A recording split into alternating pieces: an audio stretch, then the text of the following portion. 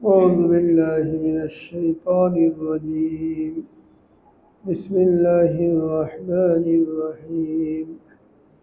إن قارون كان من قوم موسى فبغى عليهم وآتيناه من الكنوز ما إن مفاتحه لتنوء بالعصبة أولي القوة إذ قال له قومه لا تفرح إن الله لا يحب الفرحين وابتغ فيما آتاك الله الدار الآخرة ولا تنس نصيبك من الدنيا وأحسن كما أحسن الله إليك ولا تبغ الفساد في الأرض إن الله لا يحب المفسدين صدق الله العظيم وصدق رسوله النبي الكريم ونحن على ذلك من الشاهدين والشاكرين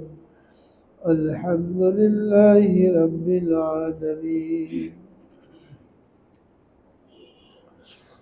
الحمد لله محترم हाजिरीन আল্লাহ রাব্বুল আলামিন আমাদেরকে কোরআনে কারীমের মাধ্যমে দিক নির্দেশনা দান করেছেন যে আমরা কিভাবে আখিরাতের প্রস্তুতি গ্রহণ করব, দুনিয়াতে আমাদেরকে পাঠানোর কি উদ্দেশ্য, কিভাবে চললে আল্লাহ রাব্বুল আলামিন আমাদেরকে যে নিয়ামত দান করেছেন, বিশেষ করে ঈমান এবং ইসলামের নিয়ামত, এই নিয়ামতের শুকরিয়া আদায় হবে, এই সমস্ত দিক নির্দেশনা খুলে খুলে কোরআনে পাকের মধ্যে বর্ণনা করেছে। এই জন্য কোরআন হলো আমাদের জীবন বিধান, মরণ বিধান। দুনিয়াতেও আমাদের জীবনটা কি করে সুখময় হবে, মৃত্যুর পরেও কি করে আমরা জান্নাতের অধিকারী হব, এটা এখানে তুলে ধরা হয়েছে। আর রাসূল আকরাম সাল্লাল্লাহু আলাইহি ওয়াসাল্লাম তার 23 বছরের জিন্দগির আমলের দ্বারা কোরআনের ব্যাখ্যা আমাদের সামনে রেখে গেছে। হযরত আয়েশা সিদ্দিকা রাদিয়াল্লাহু তাআলা আনহাকে জিজ্ঞেস করা হয়েছিল, কাইফা কানা খুলুকু রাসূলিল্লাহি সাল্লাল্লাহু আলাইহি ওয়াসাল্লাম, নবীজির আখলাক কেমন ছিল?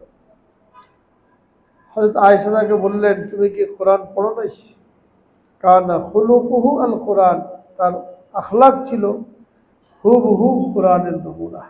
যা বলা হয়েছে কোরআনের মধ্যে, তিনি এটার মূর্ত প্রতীক ছিলেন, পরিপূর্ণভাবে আমল করেছেন। আর মূলত এটা আল্লাহ রাব্বুল আলামিন কোরআনের ব্যাখ্যা করার জন্যই তাকে পাঠিয়েছিলেন। হযরত আদম আলাইহিস সালাম থেকে নিয়ে আমাদের নবীজি সাল্লাল্লাহু আলাইহি সাল্লাম পর্যন্ত যত নবী আল্লাহ রাব্বুল আলামিন প্রেরণ করেছেন, যত আসমানি কিতাব বান্দার হেদায়েতের জন্য নাজিল করেছেন, তো প্রত্যেকটা কিতাবের সাথে নবীকে পাঠিয়েছেন ব্যাখ্যা করার জন্য। এমন হয়েছে যে নবী আসছেন কিন্তু কোনো কিতাব আসে নাই, কিন্তু কোনো কিতাব আসছে আর নবী আসেন নাই, এরকম হয় নাই। কেন? আসমানি গ্রন্থ একা একা পড়ে উপলব্ধি করা সম্ভব না। বিশেষ করে কোরআনে কারীম এটা একা একা পড়ে এর মর্মার্থ হৃদয়ঙ্গম করা এটা সম্ভব না। সাহাবায়ে কেরাম আরবি ভাষাভাষী ছিলেন, আরবি জানতেন, আরবিতে পাকা ছিলেন, কোরআনে পাকও আরবিতে নাজিল হয়েছে।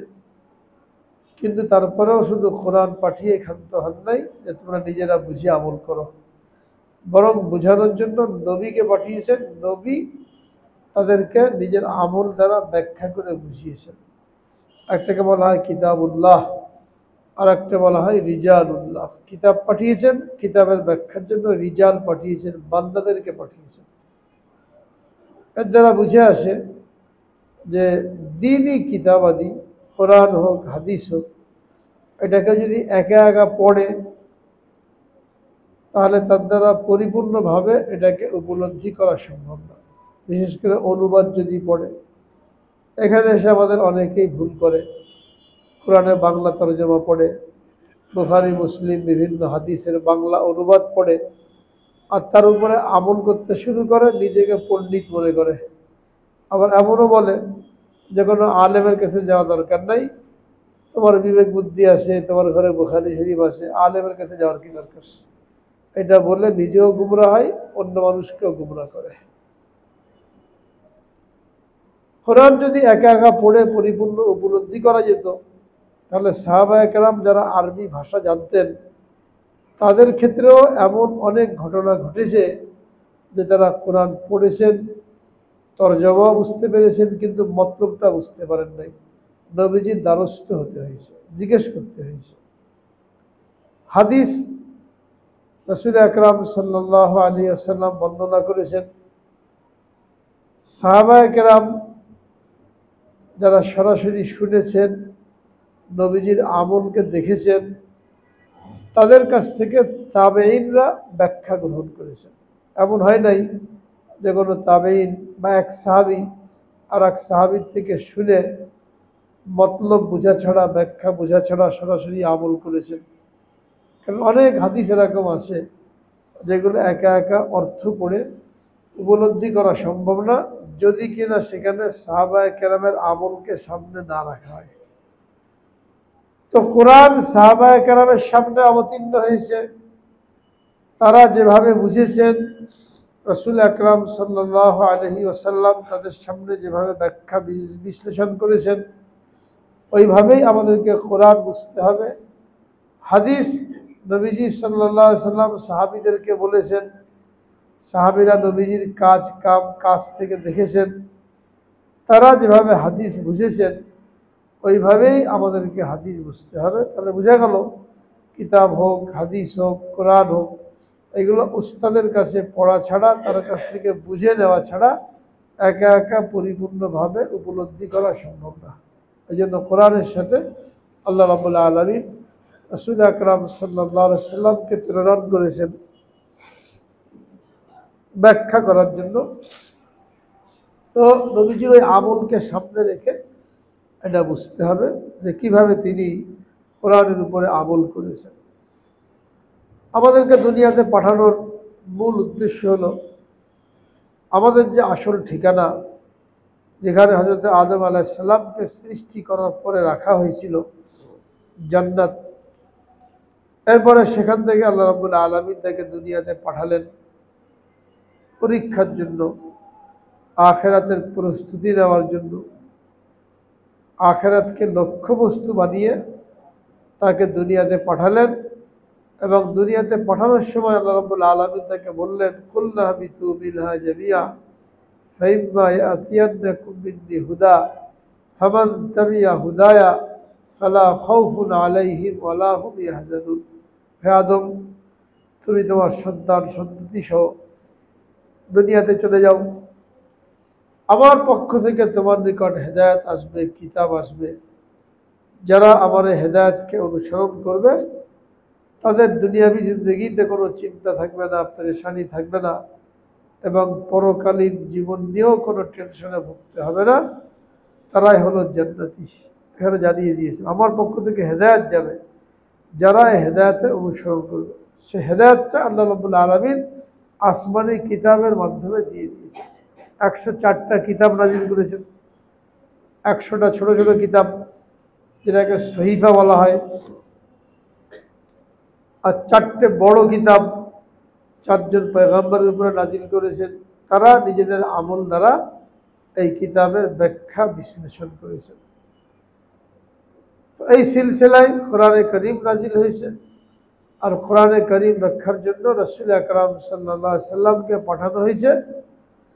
তো আমরা যদি কোরআনকে পুরোপুরি বুঝতে চাই, নবীজি সাল্লাল্লাহু আলাইহি ওয়াসাল্লামের আমলকে সামনে রেখে বুঝতে হবে, এবং তার হাদিসগুলো যদি বুঝতে চাই, তাহলে সাহাবায়ে কেরামের আমল দেখে এটা বুঝতে হবে যে সাহাবায়ে কেরাম এই হাদিসের কি অর্থ বুঝেছেন। এরকম যদি না হয়, তাহলে যে কোনো মুহূর্তে যে কারোর পদস্খলন হয়ে যেতে পারে। এইভাবে আমাদেরকে আখিরাতের প্রস্তুতি নেওয়ার জন্য আল্লাহ রাব্বুল আলামিন পাঠিয়েছেন। কিভাবে প্রস্তুতি নিতে হবে। হাদিসের মধ্যে বলা হয়েছে ইন্নামাদ দুনিয়া খুলিকাত লাকুম ওয়া ইন্নাকুম খুলিকতুম লিল আখিরা। দুনিয়াকে তোমাদের জন্য সৃষ্টি করা হয়েছে আর তোমাদেরকে আখিরাতের জন্য সৃষ্টি করা হয়েছে। অর্থাৎ দুনিয়ার আসবাব যা কিছু আল্লাহ তাআলা দিয়েছেন এগুলো তোমাদের জন্য, তোমরা এইগুলোকে কাজে লাগিয়ে আখিরাতের প্রস্তুতি গ্রহণ করো। যতটুকু দরকার এতটুকু কাজে লাগাও। ইন্নামাদ দুনিয়া খুলিকাত লাকুম ওয়া ইন্নাকুম খুলিকতুম লিল আখিরা। নিশ্চয়ই দুনিয়া তোমাদের জন্য সৃষ্টি করা হয়েছে আর তোমাদেরকে আখিরাতের জন্য সৃষ্টি করা হয়েছে। সুতরাং যে ব্যক্তি দুনিয়ার আসবাবকে কাজে লাগিয়ে আখিরাতের জন্য প্রস্তুতি গ্রহণ করে তাকে বলা হয়েছে বুদ্ধিমান। আর যে ব্যক্তি দুনিয়ার আসবাব অবলম্বন করে দুনিয়াকে টার্গেট বানায়, দুনিয়াতেই আরামে থাকতে চায়, টেনশন মুক্ত থাকতে চায়, তো সে ব্যক্তিকে মূর্খ এবং বেওয়াকুফ বলা হয়েছে। বুদ্ধিমান ওই ব্যক্তি যে দুনিয়ার এই আসবাবকে কাজে লাগিয়ে আখিরাতের জন্য প্রস্তুতি গ্রহণ করে। আর মূর্খ ওই ব্যক্তি যে মন চায় জিন্দগি যাপন করে, ইচ্ছা মতন চলে, আল্লাহ তাআলার কোনো হুকুমের ধার ধারে না আর আল্লাহর উপরে আশা রাখে যে আল্লাহ তাকে মাফ করে দেবেন। তো বুদ্ধিমান হতে হলে যে পথে চললে আল্লাহ রাব্বুল আলামিন তাকে বুদ্ধিমান বলে উপাধি দিয়েছেন ওই পথে চলতে হবে। সেটা কি? দুনিয়ার জিনিসকে কাজে লাগিয়ে আখিরাতের প্রস্তুতি গ্রহণ করা, আমাদের যে মূল ঠিকানা জান্নাত, এই জান্নাতের অধিকারী হওয়ার জন্য চেষ্টা করা। আর এই জন্যই যারা দুনিয়াকে লক্ষ্য উদ্দেশ্য বানায়, টাকা পয়সা কামাই করতে করতে হালাল হারামের কোনো পরোয়া করে না, জায়েজ নাজায়েজের কোনো পরোয়া করে না, তাদের জন্য রাসূল আকরাম সাল্লাল্লাহু আলাইহি ওয়াসাল্লাম বদদুয়া করেছেন, তাইসা আব্দুদ দিনারি ওয়াদ দিরহাম, দিনার আর দিরহামের বান্দা ধ্বংস হোক, টাকা পয়সার বান্দা ধ্বংস হোক। যে টাকা পয়সা কামাই করাটাকে নিজের লক্ষ্যবস্তু বানিয়ে দিয়েছে। আরো পয়সা কি করে আসবে, আরো বড় লোক কিভাবে হব, একটা বাড়ি থেকে একটা বাড়ি কেমনে হবে, একটা গাড়ি থেকে একটা গাড়ি কেমনে হবে, একটা কারখানা থেকে আরেকটা কারখানা কিভাবে হবে, দিন রাত এই ফিকির। আমার আখিরাত কি করে সুন্দর হবে, আমার কবর কিভাবে জান্নাতের বাগান হবে, আর হাসরের ময়দানে আমি কিভাবে আরশের নিচে ছায়া পাবো, পুলসিরাত কেমনে বিজলির মতন পার হয়ে যাব, কিভাবে আমি চিরস্থায়ী জান্নাতের অধিকারী হয়ে যাব, এইগুলো নিয়ে কোনো ফিকির নাই, মাথা ব্যথা নাই, মাথা ঘামানো নাই। তার তো শুধু দুনিয়াকে বাড়ানোর ফিকির। দুনিয়াকে যতই বাড়াক কতটুকু সে ভোগ করবে, কতটুকু এখান থেকে নিয়ে যেতে পারবে। যে ব্যক্তি দুনিয়াকে লক্ষ্যবস্তু বানায়, আরো কামাই করতে চায়, তাকে সতর্ক করার জন্য আল্লাহ রাব্বুল আলামিন কারুনের কথা কোরআনে পাকের মধ্যে বয়ান করেছেন। যে আয়াতগুলি তেলাওয়াত করা হলো, এখানে কারুনের কথা বয়ান করা হয়েছে। কারুন যখন দুনিয়াকে টার্গেট বানিয়েছিল, দুনিয়াকে লক্ষ্যবস্তু বানিয়েছিল, আর দুনিয়ার এই আসবাবকে আখিরাতের জন্য ব্যয় করে নাই, আখিরাতের জন্য সঞ্চয় করে নাই, তো আল্লাহ রাব্বুল আলামিন তাকে কিভাবে ধ্বংস করলেন এবং সে কিভাবে অভিশপ্ত হলো যে তারপরে দুনিয়ার কোনো মানুষ নিজের ছেলে পেলের নাম এই কারুন নামে রাখে নাই। কেউ আছে এরকম যে কারুন নাম রেখেছে? কত কত সুন্দর নাম কোরআনের মধ্যে আসছে, কিন্তু এমনই অভিশপ্ত হয়ে গেছে এই নামটাও কেউ রাখতে রাজি না। দুনিয়াতে যাকে যে কাজে আল্লাহ রাব্বুল আলামিন লাগিয়ে দিয়েছেন, আল্লাহ রাব্বুল আলামিন তাকে ওখান থেকেই আখিরাতের প্রস্তুতি নেওয়ার নির্দেশ দিয়েছেন। যে আয়াতটা তেলাওয়াত করা হলো, আবতাগি ফীমা আতাকাল্লাহু দারাল আখিরা ওয়ালা তানসা নসীবাকা মিনাদ দুনিয়া ওয়া আহসিন কামা আহসানাল্লাহু ইলাইক ওয়ালা তাবগিল ফাসাদা ফিল আরদ। এই আয়াতের মধ্যে আল্লাহ রাব্বুল আলামিন 4টা নির্দেশনা আমাদেরকে দিয়েছেন। তোমাকে যেহেতু দুনিয়াতে পাঠানো হয়েছে আখিরাতের প্রস্তুতির জন্য, তো কিভাবে চললে তোমার আখিরাতের প্রস্তুতি সম্পন্ন হবে, এখানে 4টা নির্দেশনা দিয়েছে। এক নম্বরে বলছেন আবতাগি ফীমা আতাকাল্লাহুদ দারাল আখিরা, আল্লাহ তাআলা তোমাকে দুনিয়াতে যা কিছু দিয়েছেন এর দ্বারা তুমি আখিরাত তালাশ করো। কেউ চাকরি করে, এর মাধ্যমে যা কিছু কামাই করে, যে ব্যবসা করে এর মাধ্যমে সে যা কিছু কামাই করে, যে চাষবাস করে এর মাধ্যমে সে যা কিছু কামাই করে, কেউ মজদুরি করে এর মাধ্যমে সে যে পারিশ্রমিক লাভ করে, এই সকলকে সম্বোধন করে আল্লাহ রাব্বুল আলামিন বলেন এর থেকে তুমি তোমার আখিরাতকে জমা করো, আখিরাতকে লক্ষ্যবস্তু বানাও। এই চারভাবেই তো মানুষ দুনিয়ার অর্থ সম্পদ কামাই করে। কেউ চাকরি করে, কেউ ব্যবসা বাণিজ্য করে, কেউ জমি জায়গায় কৃষি কাজ করে, আর কেউ মজদুরি করে। তো যে যেভাবে দুনিয়া কামাই করুক না কেন, ওখান থেকেই তাকে আখিরাত সঞ্চয় করার জন্য আল্লাহ রাব্বুল আলামিন নির্দেশ দিচ্ছেন। এটা শুধু ধনীদের জন্য না, যে অনেক টাকা পয়সা কামাই করলো তারাই লাখ লাখ টাকা দান সৎকার করে তারাই সব কামাই করে নেবে, আর গরিব মানুষের পয়সাও নাই, তারাও সব থেকে বঞ্চিত, এরকম না। যে যতটুকু কামাই করে ওর মাধ্যমেই তাকে আখিরাত সঞ্চয় করতে বলা হয়েছে। একজন ধনী যদি 1 কোটি টাকা কামাই করে 1 লাখ টাকা দান করে, তো যে পরিমাণ নেকি পেল, একজন গরিব মানুষ যদি 100 টাকা কামাই করে 1 টাকা দান করে, তো তার একই সব, আনুপাতিক হারে সে একই সব লাভ করছে। এটা মনে করলে হবে না যে আমরা গরিব মানুষ, আমরা আর কি দেব, ধনী লোকরাই দেবে। একবার সাহাবায়ে কেরাম নবীজির খেদমতে হাজির হলেন, বললেন রাসূলুল্লাহ, ধনীরা তো আমাদের আগে বেড়ে গেল, কেমনে আগে বাড়লো? আমরাও নামাজ পড়ি, তারাও নামাজ পড়ে, আমরাও রোজা রাখি, তারাও রোজা রাখে, কিন্তু এর বাইরে তারা যাকাত দেয়, তারা জিহাদের জন্য খরচ করে, গরিব মিসকিনকে দান সদকা করে। আমরা গরিব মানুষ, আমরা এগুলো করতে পারি না। রাসূল আকরাম সাল্লাল্লাহু আলাইহি ওয়াসাল্লাম তাদেরকে আমল বললেন, এই আমলগুলি তোমরা করো, তাহলে তোমরা ধনীদেরকেও ছাড়িয়ে যেতে পারবে। তারা বোঝা গেল আখিরাত সঞ্চয় করার জন্য, জান্নাতের অধিকারী হওয়ার জন্য শুধু টাকা পয়সা খরচ করেই যে হবে তা না। হ্যাঁ, যে আমল করতে পারে, এই আমলের মাধ্যমে আল্লাহ রাব্বুল আলামিন তার জন্য সুযোগ রেখে দিয়েছেন। এই জন্য বলা হয় আমলের দ্বারা জিন্দগি তৈরি হয়। আর আল্লাহ রাব্বুল আলামিন কোরআনে পাকের মধ্যে ইরশাদ করেছেন, মান আমিলা সালিহাম মিন যাকারিন আও উনসা ওয়া হুয়া মুমিন ফালানুহইয়ান্নাহু হায়াতান তাইয়্যিবা। নারী কিংবা পুরুষ যেই হোক, ঈমান আনার পরে যখন সে নেক আমল করলো, তো তাকে আমি সুখের জিন্দগি দান করব। এখানে সুখের জিন্দগি, আরামের জিন্দগি, কামিয়াবির জিন্দগি, এর জন্য আল্লাহ রাব্বুল আলামিন শর্ত রেখেছেন নেক আমল করা।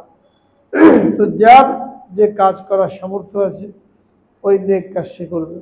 সুতরাং যাকে আল্লাহ রাব্বুল আলামিন দুনিয়ার যতটুকু দান করেছেন, এটাকে কাজে লাগিয়ে সে আখিরাতের পথেও সংগ্রহ করবে, যেন তার সব কিছু দুনিয়াতেই না থেকে যায়, দুনিয়া যেন টার্গেট না হয়। বলছেন মান কানা ইউরিদু হারসাল আখিরাতি নাজিদ লাহু ফি হারসিহি ওয়া মান কানা ইউরিদু হারসাদ দুনিয়া নুতিহি মিনহা ওয়া মা লাহু ফিল আখিরাতি মিন নসিব। যে ব্যক্তি আখিরাতকে লক্ষ্যবস্তু বানায়, আমি তার আখিরাতের ফসলকে বৃদ্ধি করে দেব। আর যে ব্যক্তি দুনিয়াকে লক্ষ্যবস্তু বানায়, দুনিয়ার ফসল কামনা করে, দুনিয়াতে আরামে থাকবো, খাবো, পান করবো, দুনিয়ার জন্য সব চেষ্টা ফিকির তার হয়, আল্লাহ রাব্বুল আলামিন বলেন আমি তাকে এই দুনিয়া থেকে কিঞ্চিৎ দেবো, যেটা সে আশা করেছে পুরাটা পাবে না, কিঞ্চিৎ দেবো। সবাই চায় প্রধানমন্ত্রী হতে, চেয়ারম্যান হতে, কে না চায় সুযোগ পেলে, কিন্তু আল্লাহ তাআলা যতটুকু চান অতটুকু তাকে দেবেন। ক্ষতি কি হলো? ওয়া লাহু ফিল আখিরাতি মিন নসিব। দুনিয়াকে টার্গেট বানানোর কারণে, দুনিয়াকে লক্ষ্যবস্তু বানানোর কারণে তার আখিরাতে কিছুই নেই। যে আখিরাতকে লক্ষ্যবস্তু বানালো, দুনিয়াতেও দেবেন, আখিরাতেও দেবেন। আর যে ব্যক্তি দুনিয়াকে টার্গেট বানালো, আল্লাহ রাব্বুল আলামিন বলেন নুতিহি মিনহা, সামান্য কিছু দেব, এমন না যেমন মেহনত করলো ওরকমই পাবে। মেহনত তো সবাই করে, তাহলে তাকে গরিব থাকতো না, সবাই পেত। কিন্তু যতটুকু তাকদীরে লেখা আছে অতটুকুই তাকে দেওয়া হবে। এই জন্য যাদেরকে আল্লাহ রাব্বুল আলামিন অর্থ সম্পদ দিয়েছেন, টাকা পয়সা দিয়েছেন, প্রভাব প্রতিপত্তি দিয়েছেন, এইগুলো কাজে লাগিয়ে আখিরাতের জন্য প্রস্তুতি গ্রহণ করা, এটা হলো বুদ্ধিমানের কাজ। এবং এই ব্যক্তিকে বুদ্ধিমান বলা হয়েছে। আল কাইয়িসু মান দানা নাফসাহু ওয়া আমিলা লিমা বাদাল মাউত। বুদ্ধিমান এই ব্যক্তি যে নিজের খায়সাতকে কুরবানি করে, মন চাই জিন্দেগিকে পদানত করে, আর আখিরাতের জন্য, মৃত্যু পরবর্তী জীবনের জন্য প্রস্তুতি গ্রহণ করে। এগুলো হলো বুদ্ধিমান।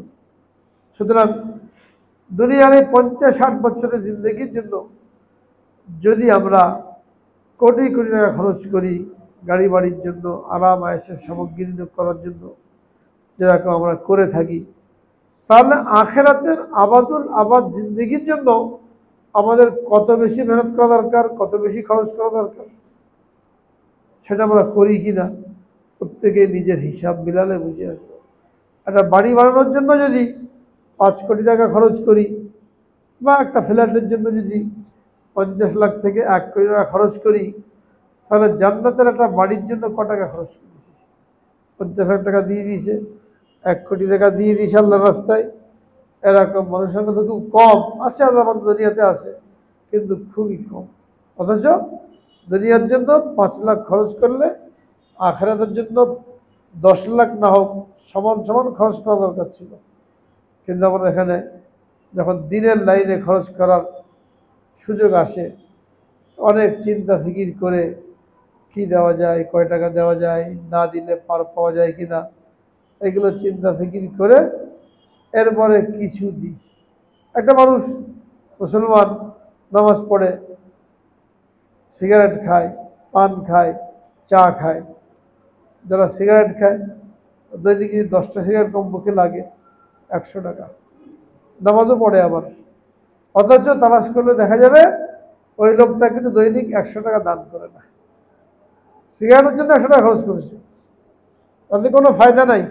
ক্যান্সার, হৃদরোগ, হার্ট অ্যাটাক, এইগুলো যারা বানায় তারাই বলে দিয়েছে মৃত্যু ঝুঁকি বাড়ায়।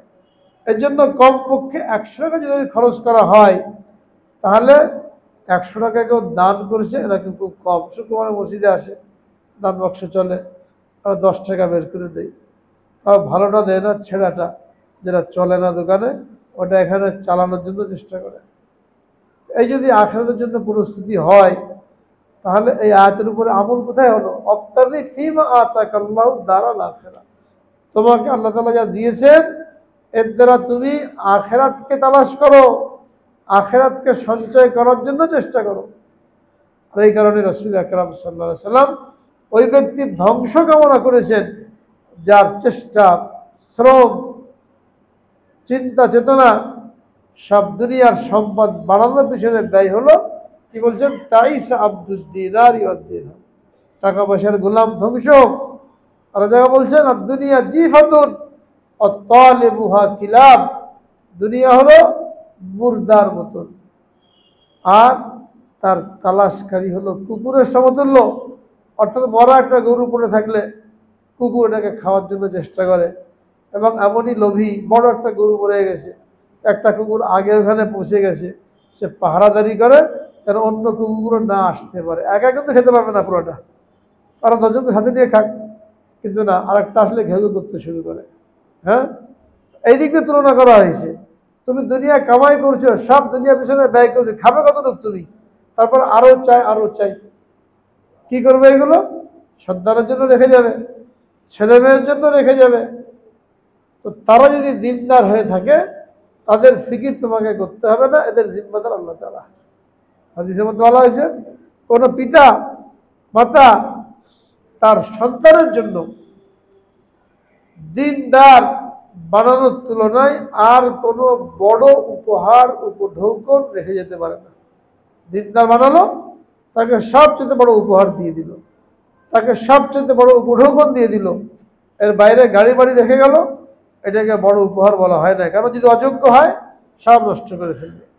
কত পিতা আছে সন্তানের জন্য কত কিছু রেখে যায়, জুয়া খেলে, বন্ধু বান্ধবের পাল্লায় পড়ে, আরো কতভাবে এই সম্পদ উড়াতে থাকে, লাভ কি হলো? আর দিনদার বানালে এটা তার কাজে আসতো। রাখা নিষেধ না, ছেলে মেয়ের জন্য রেখে যান, নিষেধ করা হয় নাই, কিন্তু আগে দিনদারি। দিনদারি যদি না হয়, দুনিয়াবি শিক্ষা শিক্ষিত করলাম, উচ্চ ডিগ্রিধারী বানালাম, কত বাপ টাকা পয়সা খরচ করে ছেলে মেয়েকে উচ্চ ডিগ্রিধারী বানায়, ডাক্তার, প্রফেসর, ইঞ্জিনিয়ার, আরো কত কিছু বানায়। এর জন্য অকাতরে পয়সা খরচ করে। কেন? সে জানে যে এই টাকা পয়সা খরচ করে কয়দিন পরে সে লাখ টাকা বেতন পাবে, 2 লাখ টাকা বেতন পাবে। এইগুলো খরচ করতে তার কোনো কষ্ট হয় না। কিন্তু একটা ছেলেকে আলেম বানানোর জন্য, কোরআন সহি করে শেখানোর জন্য উস্তাদের কাছে পাঠালে সেখানে যা খরচ করা দরকার, এটা খরচ করতে বহুত কষ্ট বোধ হয়, মনে করে টাকা মনে হয় বেকারই গেল। হ্যাঁ, একটা মাস্টার 1 ঘন্টা অঙ্ক করাবে, ইংরেজি পড়াবে, তাকে 5 থেকে 8 হাজার টাকা টিউশনি ফি দেওয়া লাগে, এরকমও আছে। আর ছেলেটাকে কোরআন শরীফ শিখাবে, দিন শিখাবে, এখানে 500 থেকে 1000 টাকা দিতে গেলেই অনেক কষ্ট হয়। কেন? ওই লাভটা সামনে আছে, কিন্তু এই লাভটা সামনে নাই। এটা তো আমার আল্লাহর ব্যাংকে জমা হচ্ছে। দিন শেখানোর জন্য যা কিছু খরচ করলাম, এটা আল্লাহর ব্যাংকে জমা হচ্ছে। দুনিয়া শেখানোর জন্য যা কিছু খরচ করলাম, ওটা আল্লাহর ব্যাংকে জমা হচ্ছে না। ওটা তো সে ওই দুনিয়াদার হয়ে, ডাক্তার, ইঞ্জিনিয়ার, প্রফেসর হয়ে যদি নামাজি না হয়, দিন তার না হয়, ওটা তো ধ্বংসের কারণ হয়ে গেল। কত লোক ছেলেপেলে বিদেশ থাকে, ইউরোপ আমেরিকা বাড়িঘর করেছে, টাকা পাঠায়, ডলার পাঠায়, বাপ মা খুব খুশি, মনে করে কামিয়াব হয়ে গেছি আমি, ছেলেপেলেকে মানুষ করে একেবারে ইস্টাবলিশ করে দিয়েছি। কিন্তু দিনদারি যে নাই, বেপর্দা, বেহায়াপনা, কয়দিন পরে তার ছেলে মেয়ে খ্রিস্টান হয়ে যাবে, এগুলো চিন্তা করে না। তাকে ভালো কাজে লাগিয়ে দিতে পারলো, ভালো চাকরিতে লাগিয়ে দিতে পারলো, এটা নিয়ে গর্ব করে না আমার সব ছেলেদেরকে আমি কি করেছি, উচ্চ শিক্ষিত করেছি। এই উচ্চ শিক্ষা কি হবে যদি নামাজি না হয়, যদি পর্দাওয়ালা না হয়? মেয়েকে ডাক্তার বানালেন, প্রফেসর বানালেন, উচ্চ শিক্ষিতা বানালেন, বেপর্দা বেহায়াপনার সাথে সহশিক্ষার মাধ্যমে লেখাপড়া শিখিয়ে অনেকে মেয়েদেরকে উচ্চ শিক্ষিত বানায়। এতে কি লাভ হলো? ওই মেয়েকে তো নিজের হাতে জাহান্নামে নিক্ষেপ করা হলো। 12 বছর বয়স থেকে পর্দা করা ফরজ হয়ে গেল, আর তাকে উচ্চ শিক্ষিত বানানোর জন্য, বড় চাকরিওয়ালা বানানোর জন্য সহশিক্ষার মধ্যে দিয়ে দেওয়া হয়েছে। অনেকে তো দুনিয়াতে জীবন নষ্ট হয়ে যাচ্ছে, সহশিক্ষার পাল্লায় পড়ে কত ছেলে মেয়ে নিজের ইমান আমলকে নষ্ট করে বসছে। আর কেউ যদি বেঁচে থাকে কিন্তু যদি নামাজি না হয়, তো পরবর্তীতে নিজের জীবনকে নষ্ট করে। এই জন্য বুদ্ধিমান সে ব্যক্তি যে দুনিয়াতে যা কিছু আছে এইটা দিয়ে আখিরাত কামাই করার জন্য চেষ্টা করে। তো আল্লাহ রাব্বুল আলামিন আয়াতের মধ্যে 4টা নির্দেশ দিয়েছেন। 1 নম্বর হলো আবতাগি ফিমা আতাকাল্লাহু দারাল আখিরা, তোমাকে আমি যা কিছু দিয়েছি এর দ্বারা তুমি তোমার আখিরাতকে তালাশ করো। 2 নম্বরে বলছেন ওয়ালা তানসা নসিবাকা মিনাদ দুনিয়া,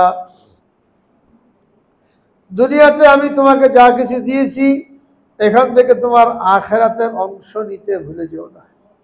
গাড়ি বাড়ির পিছনে খরচ করে যাচ্ছ, একটা বাড়ি আছে আর একটা বাড়ির জন্য চেষ্টা করছো, একটা দোকান আছে আর একটা দোকান বাড়ানোর জন্য চেষ্টা করছো, একটা কারখানা আছে আর একটা কারখানা বাড়ানোর জন্য চেষ্টা করছো। সকলেরই এই চিন্তা ফিকির কাজ করতে থাকে, কিন্তু আখিরাতের লাইনে আমি কেমনে তারাক্কি করব, কিভাবে উন্নতি করব, এটার জন্য ফিকির খুব কম। এই জন্য বলছেন দুনিয়াতে যা কিছু দিয়েছি তোমাকে, এর থেকে তুমি আখিরাতের অংশ নিতে ভুলে যাও না। এখান থেকে তোমার অংশ, তুমি আখিরাতের অংশকে সঞ্চয় করো। কিভাবে? আল্লাহর ব্যাংকে জমা করার মাধ্যমে। আল্লাহর ব্যাংকে কেমনে জমা করা হবে? আল্লাহর হুকুম মতন খরচ করা হবে।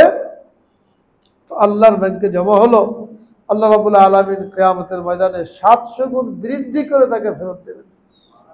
দুনিয়ার ব্যাংকে রাখবে 7%, 8%, 10% সুদ পাবে, এটা হারাম। আল্লাহর ব্যাংকে জমা রাখবে কমপক্ষে 700 গুণ। আল্লাহু ইউযাইফু লিমান ইয়াশা, আর ইখলাসের কারণে আল্লাহ রাব্বুল আলামিন আরো অনেককে অনেক গুণ বাড়িয়ে দেবেন। তো নিজের কাজটা নিজেই করে যাওয়া। রেখে গেলাম সন্তান দোয়া করবে আমার জন্য, এই আশায় সব কিছু ছেলে মেয়ের জন্য রেখে গেলাম, এটা একেবারে ভুল এবং মূর্খতা। এমন কাজ করে যেতে হবে তো ছেলে মেয়ে যদি দোয়া নাও করে, যেন আমার মৃত্যুর পরে আমার আমল নামায় সওয়াব পৌঁছতে থাকে, এই ফিকিরটা প্রত্যেককে করে যেতে হবে। ছেলেমেয়ের জন্য বসে থাকলে হবে না।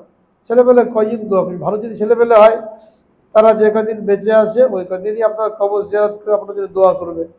ছেলে মরে গেলে নাতি পুতা এরা দাদার কথা মনে রাখবে না, নানার কথা মনে রাখবে না, আর যদি রাখেও তো তৃতীয় প্রজন্ম জানবে না দাদা কে ছিল নানা কে ছিল, তখন দোয়াটা কে করবে?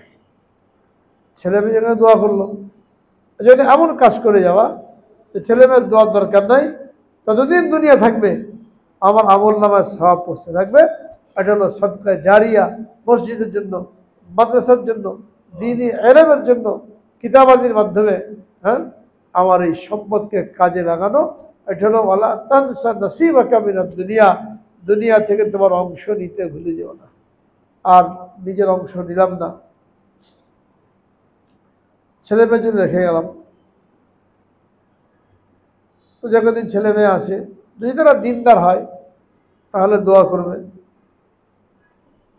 কিছু টাকা পয়সা খরচ করবে, আর দিনদার না হলে এটাও করবে না।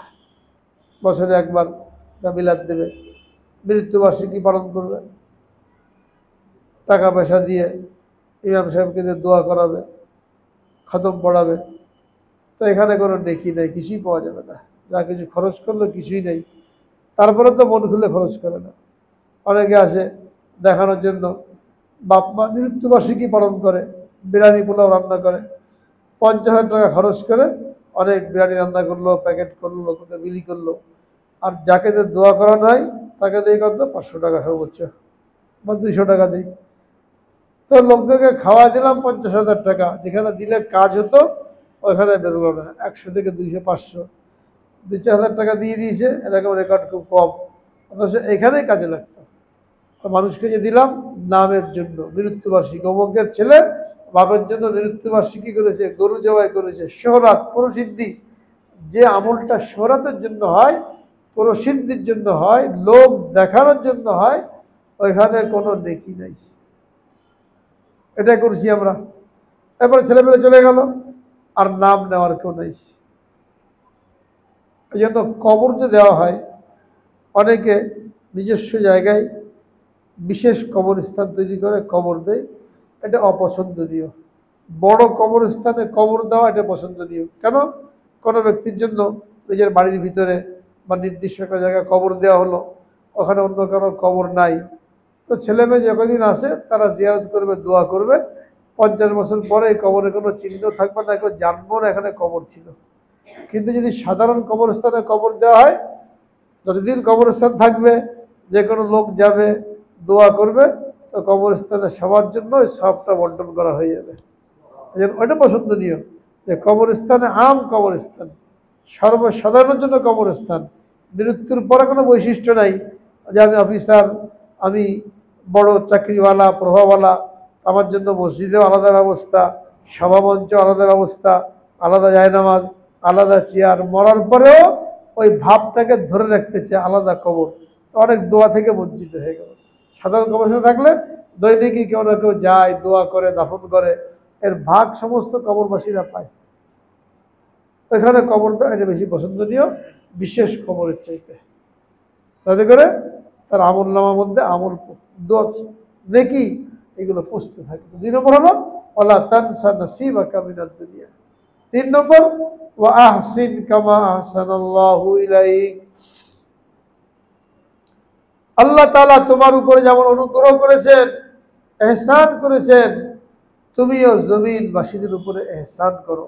এটা মনে করো না যে কষ্ট করে টাকা পয়সা কামাই করেছি তোমাকে দেওয়ার জন্য। তোমাকে আল্লাহ তাআলা দিয়েছি এই জন্য যে তুমি নিজের জন্য খরচ করো, আর যারা বঞ্চিত মাহরুম এদের জন্য খরচ করো।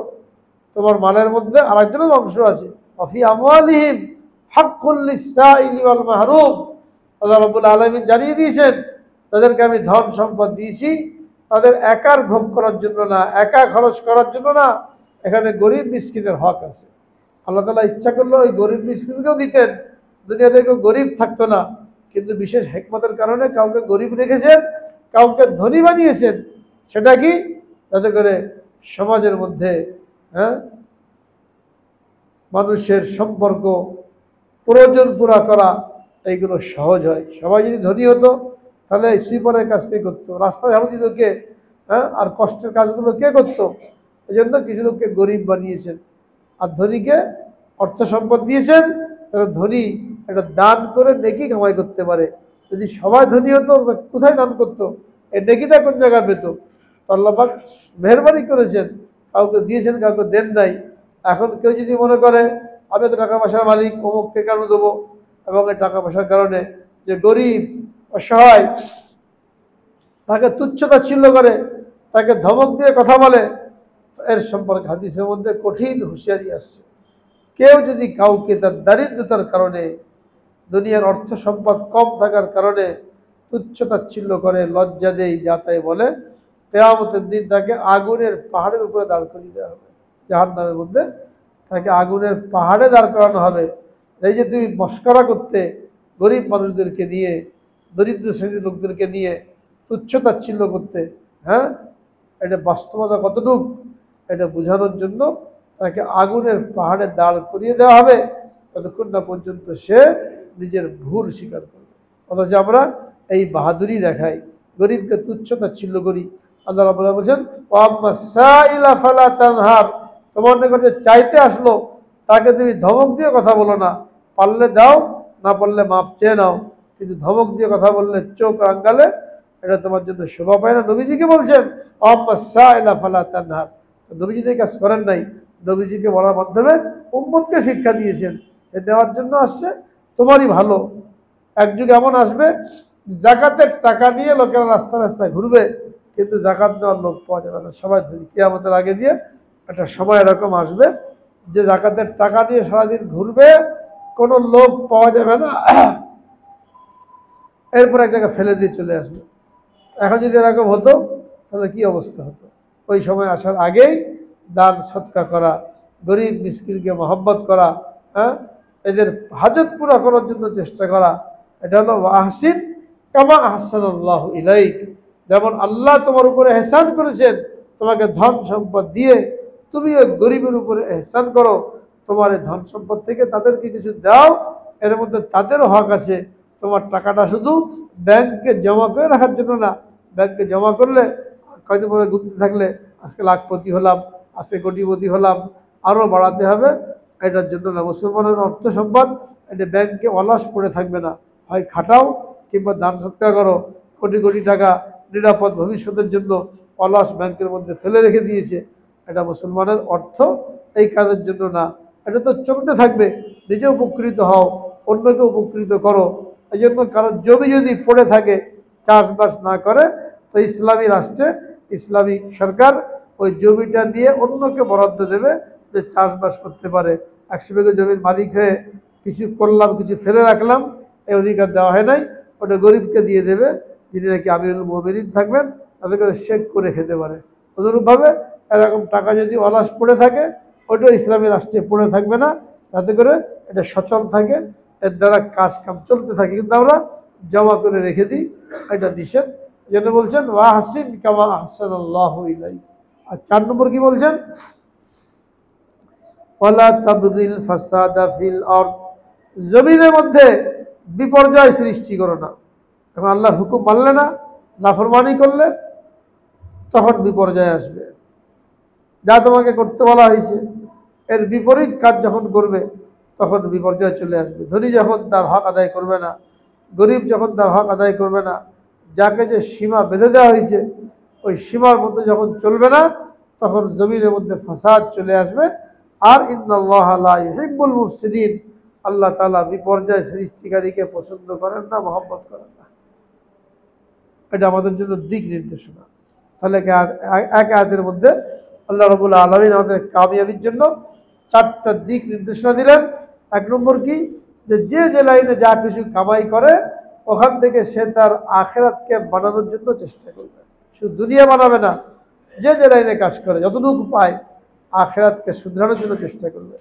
2 নম্বর, তাকে আল্লাহ রাব্বুল আলামিন যা দিয়েছেন শুধু দুনিয়ার ব্যাংকে জমা করে চলে যাবে না, বরং আল্লাহর ব্যাংকে জমা করে নিজে আখিরাতে যাওয়ার আগেই সেখানে কিছু পাঠাবে, যাতে করে তার কবরটা জান্নাতের বাগান হয়। 3 নম্বর, মাখলুকের উপরে এহসান করতে ভুলবে না, অনুগ্রহ করতে ভুলবে না।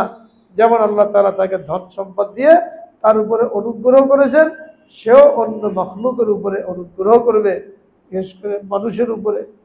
আর 4 নম্বর, এমন কোনো কাজ করবে না যার দ্বারা জমিনের মধ্যে ফাসাদ সৃষ্টি হয়, বিপর্যয় সৃষ্টি হয়।